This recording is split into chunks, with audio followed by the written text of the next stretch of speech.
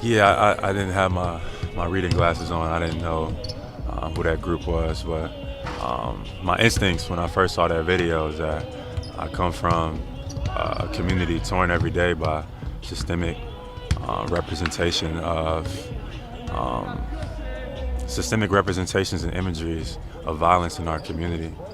So when I saw that video, it struck a chord just for different reasons. I saw a large group of people from our community showing support for him and his return. So me being proud of that support and being proud of our community, for doing that, does not mean I endorse or celebrate some of the things that were being done or being said.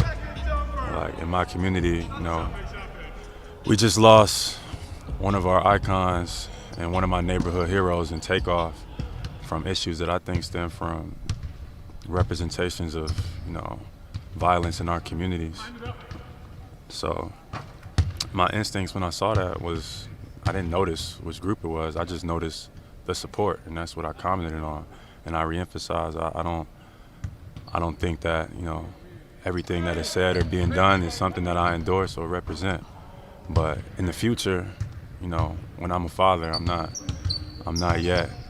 I would like, my son or daughter to see more representations of people of color, brown people and black people standing together on issues, rather than seeing, images of violence in our media, in our music, in our movies that we don't entirely promote or profit from. Those are my thoughts, and I think that any media group or person in attempt to discontort my words or discontort my attempt to support someone clearly has an agenda. And those are my thoughts this morning. Obviously, your initial tweet is still up. Is that because you kind of still say, "Hey, this is how I feel about this situation"? Removing, like I said, removing the tweet will be removing my support for him and his return. That was what my agenda was when I tweeted it. And I think anybody trying to discontort or misconstrue what more my support was has a separate agenda at hand, and that's not what I was trying to do at all.